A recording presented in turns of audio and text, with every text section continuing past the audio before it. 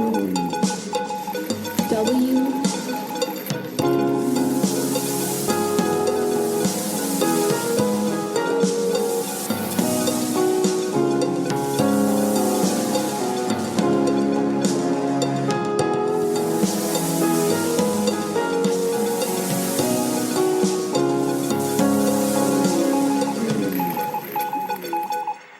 Welcome back to Cohort W, the podcast that dives deep into the Warrant Officer Cohort, past, present, and future.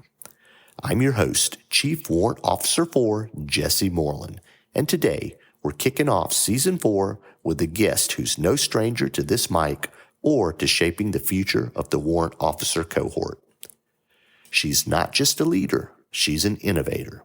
She is the fiscal year 23 and 24 Warrant Officer Historical Foundation Fellow, the former host of this very podcast in Season 3, and the Department Head of Strategy and Doctrine at the United States Warrant Officer Career College in Fort Novosel, Alabama.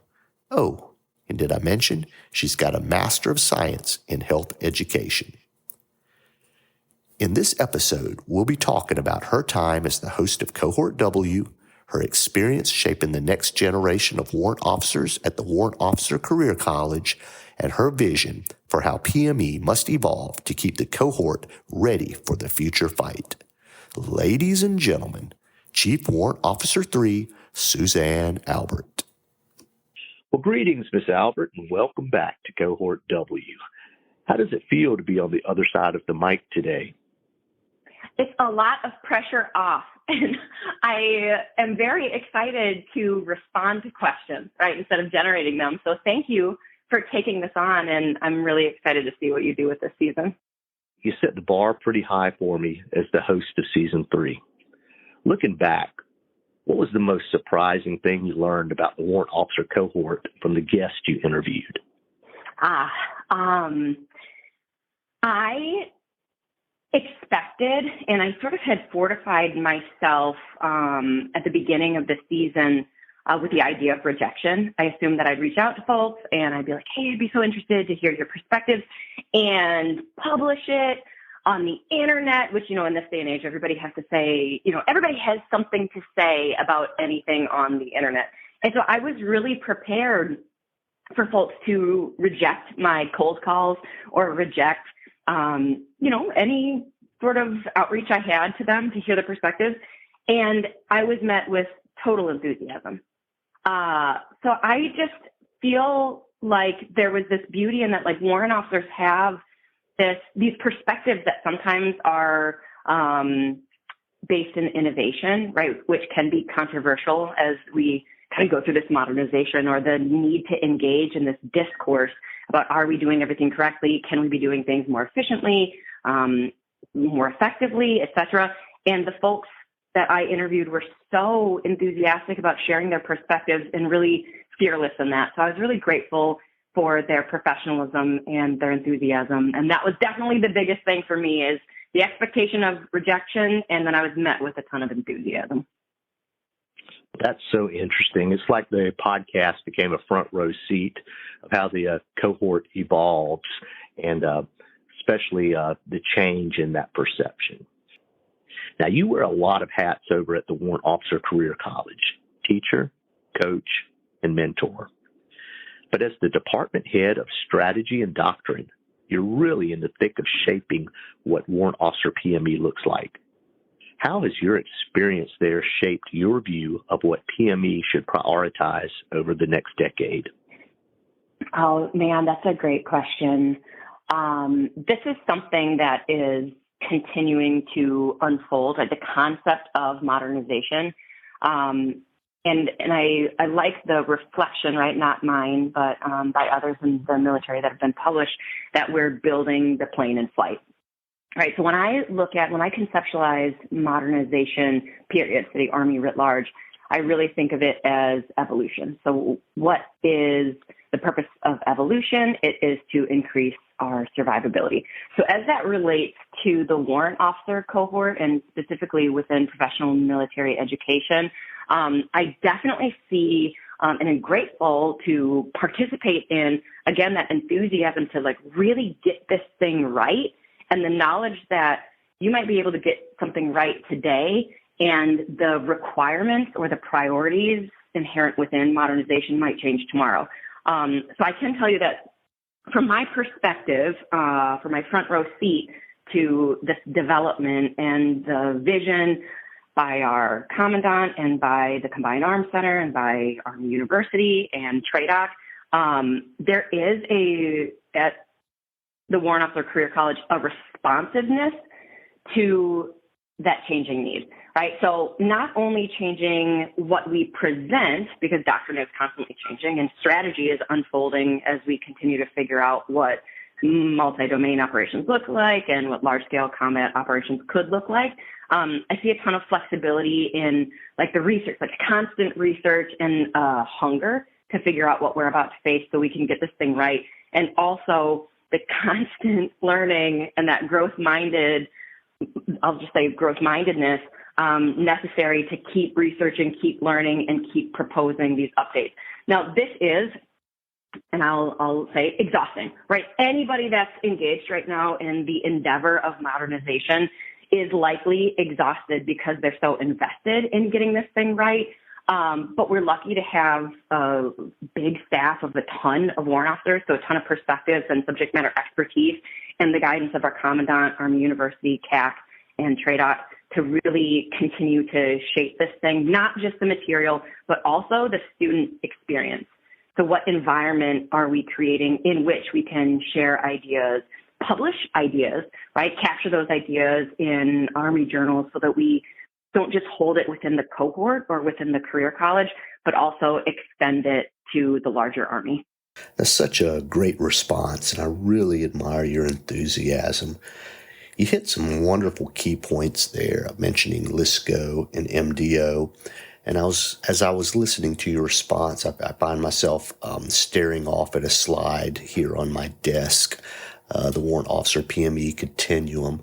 And I just can't help notice the biggest note in the middle of the slide for Common Core. It says it must be LISCO, MDO, and FM 3-0 compliant.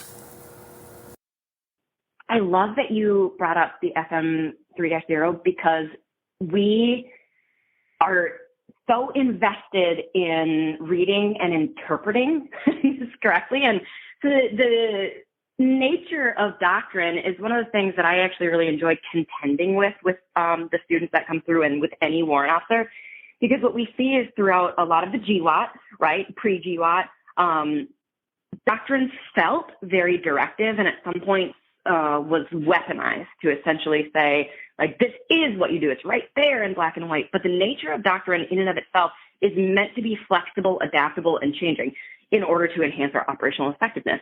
And because warrant officers are such a critical element of, and we use ICOLA, right, integrating, communicating, operating, leading, and advising to achieve operational effectiveness, or I like to say, like, the whole point of being a warrant officer is to win.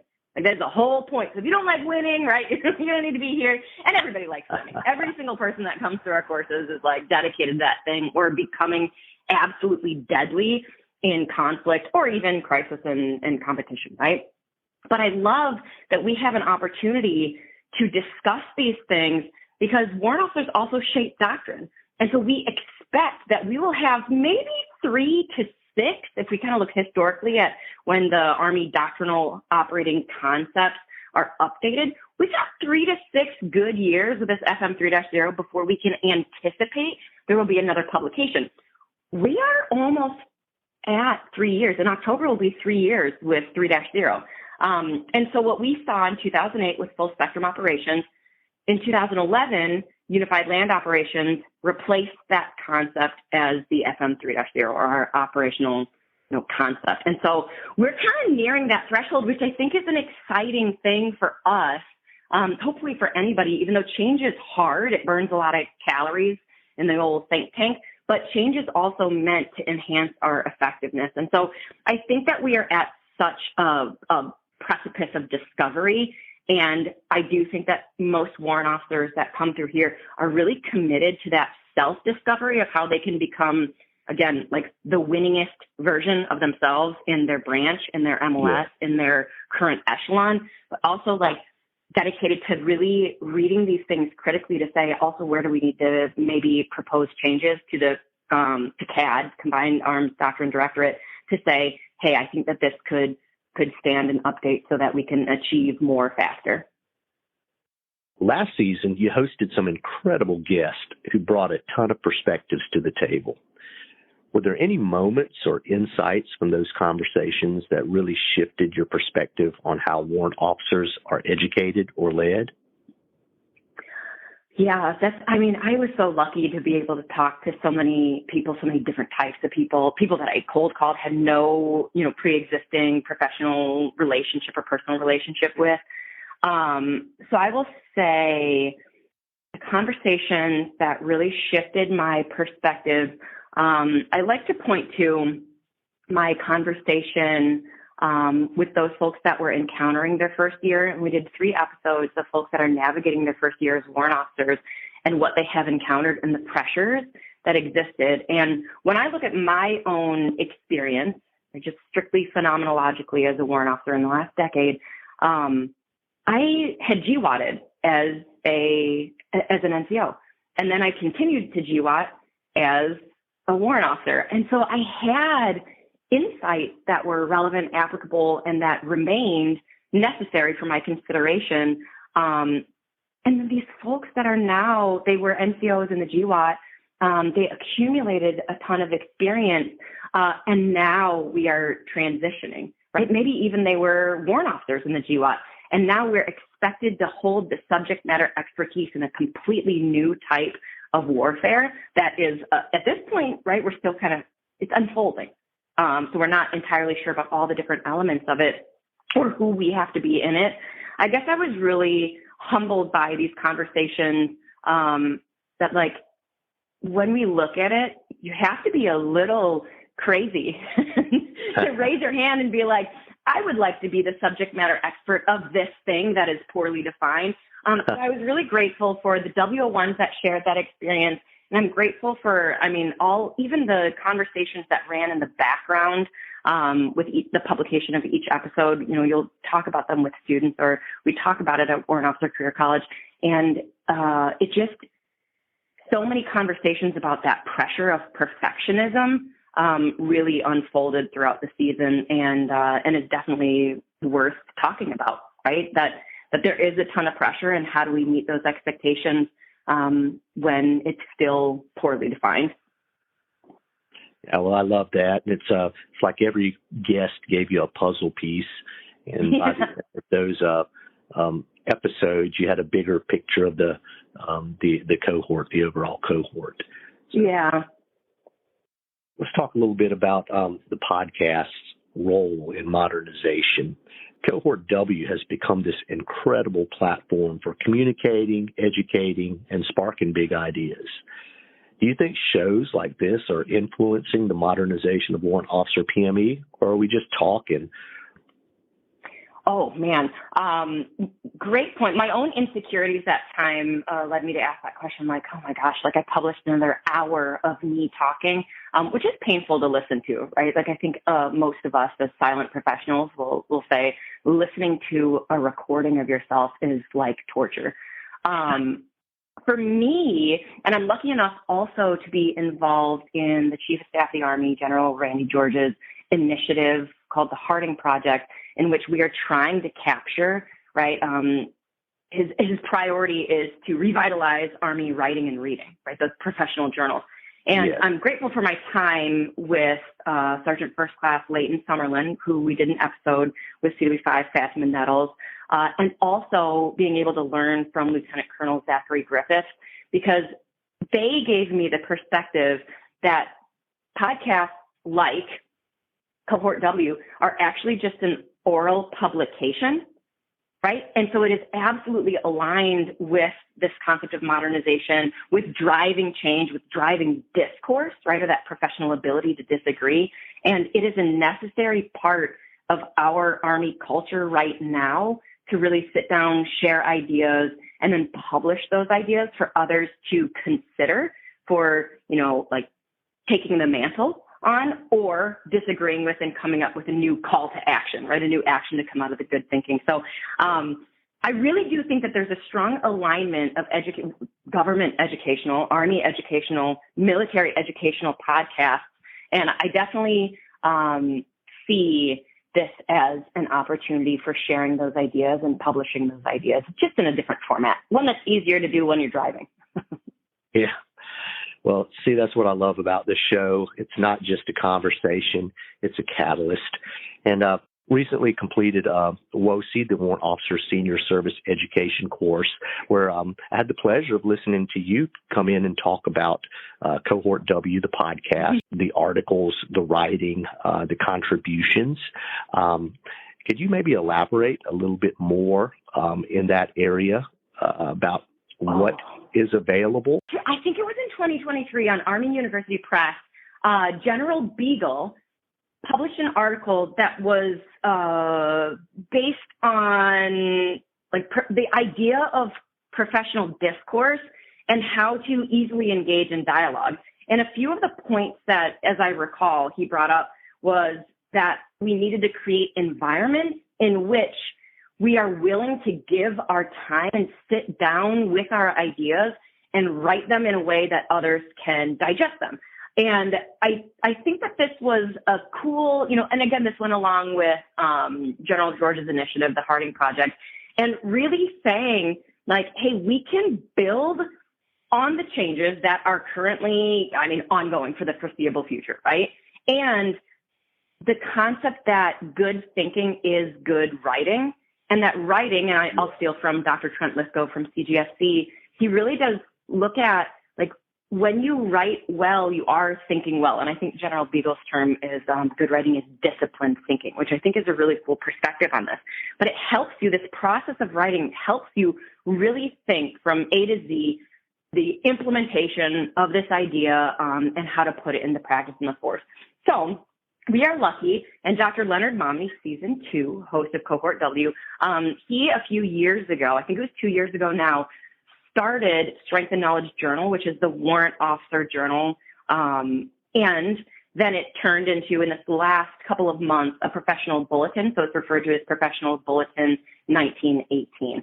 And so we have a warrant officer specific journal. And pros and cons, right? Yes, there's a platform for warrant officers to really communicate their ideas. And also the audience is other warrant officers. So other folks that are invested in warfighting, in systems thinking, in ICOLA, right? And also, within the last 4 months, the Harding Project has actually released the Line of Departure website, and I think it's lineofdeparture.us.army.mil. I think that's what it is. And it's meant to be that web, web application, or like a mobile-first, web-friendly website that actually pulls from all of the journals that exist in the Army. So if you are an armor person, or if you're a military intelligence person, or infantry, or whatever, they actually are publishing in a rolling capacity. So when the article is ready, the article is published. And so you can go on that website, you can find your specific branch's publication or a warrant officer publication, and you can choose to follow just that one. And also, this has been a huge converging resource in getting all of us to also cross-communicate so that we can, and I'm specifically using the language of the tenets of multi-domain operations from FM 3-0, but to achieve this convergence or our ability to work in concert with one another effectively, you can actually now read what other journals are publishing on a rolling basis. And I think that that's really cool. So luckily, PME, right, Warrant Officer at PME at USAWOC is dedicated to creating those opportunities for folks to say, hey, you wrote this outstanding analysis or synthesis or evaluation of Army policy and practice, or of how doctrine can be applied. Let's publish that. And so it's a really nice diving board into that intellectual property sharing tool or pool that we can all kind of extend the influence across the entire force and steward our profession, which I think is awesome. Let's move on to a little storytelling. So you've had a front row seat to some transformational moments at the Warrant Officer Career College. Can you share a story, funny, inspiring, or just downright unexpected, that really encapsulates the challenges or triumphs of modernizing PME? Yeah, the one that comes to mind first is it sort of is on this theme of change, right, that we've been talking about within modernization. And I had a student, Mr. Mallory, who just in the most relaxed manner reflected on modernization and the challenges that kind of we're all going through in the exhaustion of modernization by saying, well, you know, there are two things that soldiers hate: change and the way things are. And I was like, oh my gosh, if that doesn't describe me and everyone else I know.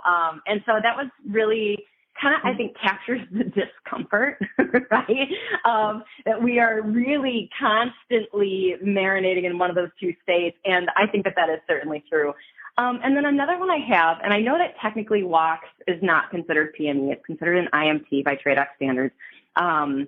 But for 85% of our students, right, they have gone through at least, 7 years in the military and have gone through a lot of different NCOES opportunities and learning opportunities, et cetera. So I want to bring up that a student came to me just distraught about MDMP. I mean, who isn't? But distraught about MDMP. And he expressed that, like, my God, I think I might be stupid in comparison to my peers. And first of all, I felt that way every time I've done MDMP, and I even like MDMP, but so many challenges just unfold in that process. And so I was explaining to him, like, hey, we all go through this, and it's a good thing, right? It's sort of like a forcing function to, I think that insecurity really does cause you to do good research and be a little bit more involved, et cetera. And he said, no, I really feel like I'm behind my peers.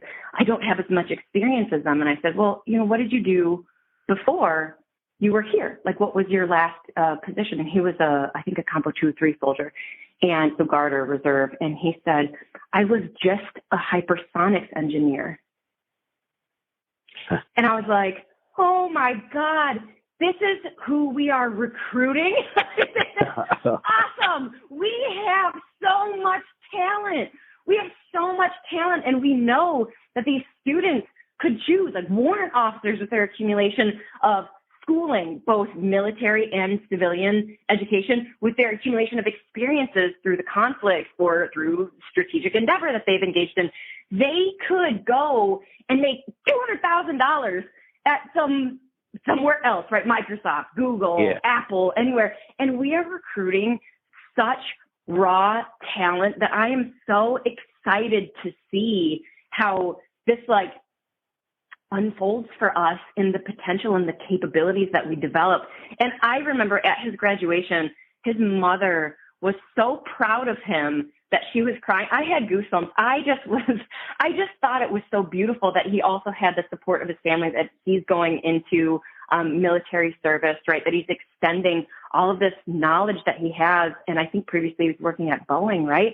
All of this experience, and he had added this flavor of service. So I was really touched by that. And that's a moment that will definitely always stay with me.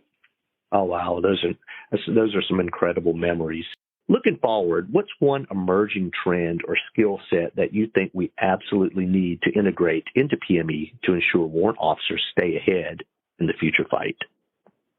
Oh, wow. So it's not new. I will say I would categorize it as revitalized, kind of up against large-scale combat operations. So the way that I conceptualize this is large-scale combat operations. Let's go. Large scale is right in the name, and what that means is that we're going to need a really big team, right? Like, we can't do this alone. So this is not a new idea. This comes out of the 40s, but and I think was fortified within the Goldwater-Nichols Act. But joint training, I think that joint training is renewed, right? The necessity for effective joint training and that shared language, that common professional language, and the interplay, right, between our different services is absolutely critical to establish that teamwork and that effectiveness in teamwork and understanding functions, missions, domains, et cetera, and how we can impact together. And I would say for me that joint endeavor in the PME process in training processes so that when it hits the fan, right, and when we're at full operational capacity, we're running at a full sprint, we can do that thing really well. Yeah, I couldn't agree more. You know, the battlefield is changing, and we have to change with it, or better yet, ahead of it. All right, so let's talk a little bit about leadership development now. So leadership is one of those timeless focuses, but it has to evolve too. What changes do you think we need to make in how Warrant Officer PME develops leaders who are ready for a multi-domain battlefield? Gosh, I'm always going to say mission command. I think that mission command will be implemented very differently in a massively decentralized or disaggregated formation. And so that philosophy of empowerment and really that focus on, and I'm going to really kind of like capture what I mean by that is I like that mission command starts with competence. That's the first principle that's discussed. And I like that that's an individual responsibility that every warrant officer I know, because we claim subject matter expertise, we seek subject matter expertise, they take competence very seriously.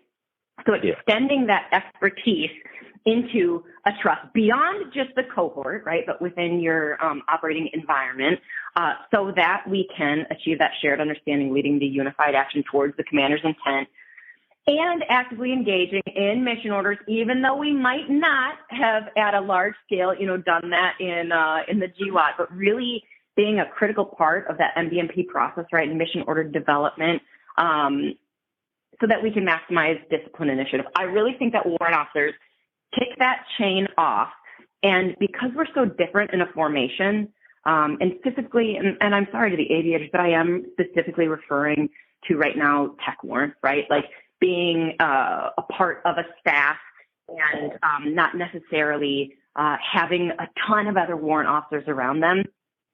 So it's sort of, I think, in that isolation of warrant officership, or that, I'll say, resource that is never fully realized, right? We never have enough warrant officers in a staff, that the disciplined initiative or allowing others to have enough information and knowing what we need to get done, so the commander's desired end state, right? What we need to achieve, not necessarily prescribing exactly how to do it, and then giving that prompt and timely and accurate feedback to be able to shape our understanding of the bell curve of what is acceptable actions and operations, right? Because it is a range. There is a range. And I think that all of that really truly, and I'm not just saying this because I'm not regurgitating it from ADP 6-0, but I'm saying it because I think risk acceptance, the risk that we're looking at moving forward is the amount of casualties that we lost in the GWOT we could lose in a minute in LISCO. And so understanding the commander's relationship with risk, our own relationship with risk, and also I think letting go of some of the trauma of the GWOT, I shouldn't say letting go, but allowing it to change shape, the trauma of the GWOT of, and I discuss this a lot with warrant officers behind closed doors, right? That we do have a trauma of perfectionism, or when we're not perfect and something has happened, we perceive that because we're the SME, because we are the one that represents this system or this capability, it therefore was our fault. The chaos of war, the casualties incurred, that was our fault. And so we try harder and we put in more hours and we read more and we accumulate more and we name a thing, right? Dismantle our work-life balance. But letting go of, or rather metabolizing what occurred and how we have allowed it to impact our leadership abilities, and then finding a way forward that is a bit more instrumental to the force rather than restrictive of ourselves, right? Because ultimately we exist as a resource to the force.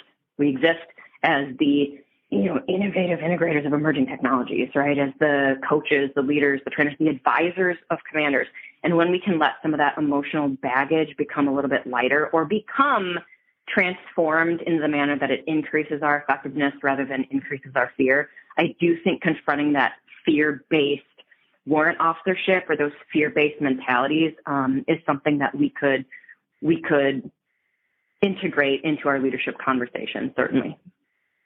sounds like the next generation of leaders is going to need to be as adaptable as they are decisive. Let's talk a little bit about tradition and innovation. The Warrant Officer Cohort has such a deep history, but modernization is all about that change. How do we balance preserving our traditions while embracing the future in PME? Oh, man, I got to tell you, I am biased. I am a change-oriented warrant officer. I am one that generally welcomes, not superfluous change, but I welcome this evolution, right? I've always been this way, probably the entire time that I've been in the Army, even when I was an NCO. I think ultimately it comes down to merit and the ability to ask, why are we so married to this tradition, and what merits exist that preserve its relevance? And for me, right, and I know if anybody that currently works with me is listening, they're already chuckling, right? Because I'm very much like, let's lean forward, let's accumulate more data. But really, I think what it comes down to is doing a proper assessment of why this thing existed and what the force currently needs, and then planning, right? And all I'm going to do is describe ADDIE to you. That's really all I'm describing is, can we develop a plan moving forward? Can we get the resources? Can we implement? And then can we evaluate its effectiveness? I think that that's necessary because tradition in and of itself is one of those, it's a double-edged sword. It obviously roots us to the entire history of warfighters and warfighting as a profession. And also, we have to do this thing in the most effective manner that increases our lethality and increases our survivability. So I think tradition for tradition's sake is necessary for a museum and unnecessary for consistent implementation in our forces and our practices. Yes. Well, definitely appreciate your perspective there. Let's talk a little bit about mentorship reflections. So you've mentored so many future leaders. What's the one piece of advice you find yourself giving over and over again to warrant officers in training? And why does it matter so much in today's Army? I say I hold a pretty strong theme of promoting industriousness, or that absolute rejection of helplessness, which is that's really a really hard thing to do that I'm asking folks to do, and that I try to achieve myself, is saying, even when you don't have the resources, even when you don't have the full staff, even when you don't have the knowledge or the time or whatever, helplessness is a choice, and you have an obligation to reject that, right? And that's the term that I refer to as industriousness, and not I refer to, research refers to as industriousness. So that's probably my biggest theme of really. And again, I had mentioned this in my season, the best advice that I had gotten from an 06 ever that totally shaped the direction of my career and the way that I interact with my career was, you either find the solution, create the solution, or become the solution. And that is, to me, a sacred warrant officer obligation. Another one is that there has been, right, waves of different intensities of, I'd say, competition with NCOs, and sometimes even O grades, right? We're meant to be an advisor. We are meant to advise on courses of action, but not manipulate courses of action, right? And at some point we're like, oh God, I just need them to choose this one option. But really finding that ethical fortitude to distinguish between those two and to serve, O grades and serve staff in the way that we are meant to as warrant officers. And again, my perception of that comes from 600-20, where it says that the commander's privilege is choosing, right? The commander's privilege is decision-making. I perceive that warrant officers provide courses of action and provide the merits and an honest analysis of the merits, but don't manipulate that decision-making, right? Because it is the commander's privilege, and it is a sacred privilege. Also, there was, I think, a long-standing narrative with NCOs that the best NCOs are chosen as warrant officers. And in reality, I'm so grateful to know Sergeant First Class Cinnamon Tua, who works out here as one of two NCOs that work for USAWAC. It's her and the first sergeant over at First Walk. And everybody thinks she's brilliant. Like she's doing. And so everybody is constantly asking her, so are you going to put in a packet? And on her promotion day for E7, which I was luckily enough to be invited to, she said, a lot of you have asked if I'm going for the dot, but I'm going for that diamond, baby. And I thought that was awesome, right? Like, she sees what warrant officers do, and she also sees the necessity of meeting, and she does meet that very critical function of being the backbone of the Army. And I'm so proud of her for that. I'm so proud to know her for that. And it really reflects, I think, my relationship with Sergeant Major John Bandy. And we held a discussion, a 4-hour discussion on what warrant officers, like, what advice would he give warrant officers on their relationships with NCOs? And one of the big things that I took away was let them cook. Like, they hold a different function and a different personality sometimes, a different set of requirements in a unit. And so warrant officers have the ability to empower our NCOs, right, and learn a ton from them to, again, achieve this, like, ultimate deadly space, right, as representatives of their systems and processes. And so those two things, I think, are big elements that I look at in demystifying, again, like, who are we? Warrant officership is ambiguous. It is this amorphous, flexible thing in the Army that's poorly defined. And I think that that's necessary for it to stay that way so that we can chameleon our way in each echelon and each shop that we sort of integrate in. Wow. Well, that's some great advice. And for our audience members out there, advice worth writing down. So one of the components that we're adding to Cohort W are some quick-fire questions from the audience. Would you have any quick-fire questions for some of our future guests, some of our future leaders that are involved in the modernization of PME?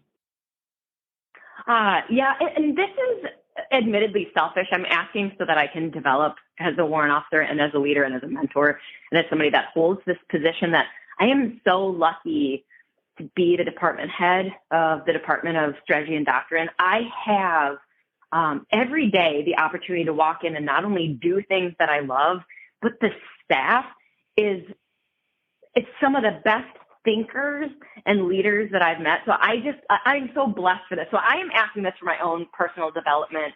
So it is selfishly rooted, just to be clear about that.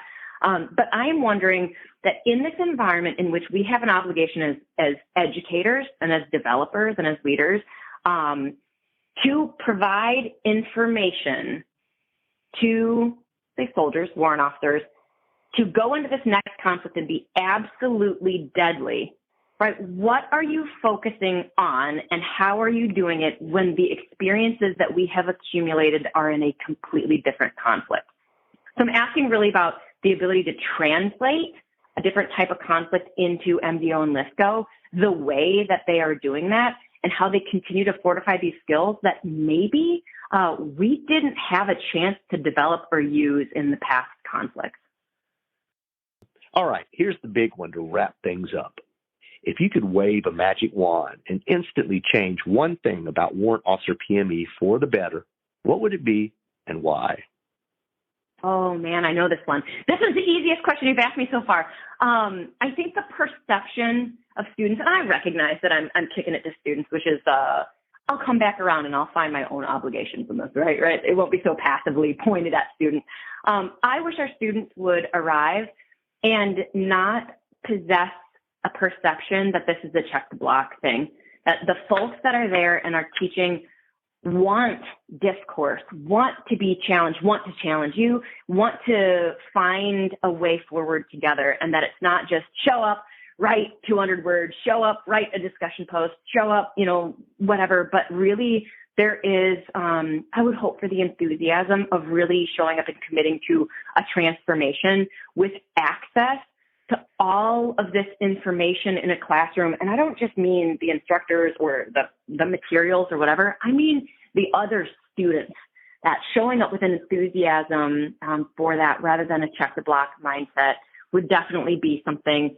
And I also recognize that as somebody who maintains a classroom environment, even if someone doesn't show up with that mentality, it is my job to inspire them into that. So I hope, right, if I could wave a magic wand on myself, I would know exactly the way to do that in group dynamics and in diverse group dynamics where we have tons of different war fighting functions that are expressed, tons of different MOSs, domains that are expressed, levels of experience, but really creating a very synergized environment where we can draw out all of that experience and then leave collectively being better from it. So I would wave the magic wand for the students and showing up with enthusiasm, and I would wave the magic wand on myself to be able to really flawlessly provide that in my classroom environment. Well, Ms. Albert, thank you so much for sharing your insights today. It was an absolute pleasure having you all back on Cohort W. And again, thank you for your contributions and the outstanding job that you've done for the Warrant Officer Historical Foundation, for Cohort W, and in making such an outstanding product. I thank you so much for the opportunity. I was excited to come back on because I obviously have an affection for the Warrant Officer Historical Foundation and an unending gratitude for giving me the opportunities that they had extended to me. So big thanks to them. And I'm so happy to have had the chance to talk to you and be able to support your season, which I'm so excited for, to see all these ideas that unfold for you. And of course, and I can't leave the podcast without saying I'm grateful for the momentum for you and I that Dr. Hauser and Mr. Momini, Dr. Momini, had both established in season 1 and season 2 so that I could have a successful season 3. And I'm so excited to see the momentum that you take this to, and I'm sure it's just going to be an excellent season, an excellent topic, and an excellent season.